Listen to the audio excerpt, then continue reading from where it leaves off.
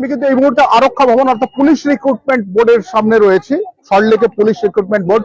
আর এই সেই বিল্ডিং, আর সেই বিল্ডিং এর সামনে কিন্তু এই মুহূর্তে বেশ কয়েকজন মেয়ে যারা জড়ো হয়েছে, তারা কিন্তু প্রত্যেকেই ওয়েস্ট বেঙ্গল পুলিশের লেডি কনস্টেবলের চাকরি প্রার্থী এবং তারা এখানে দেখা করতে এসেছিল, কিন্তু তাদেরকে এই মুহূর্তে ঢুকতে দেওয়া হচ্ছে না।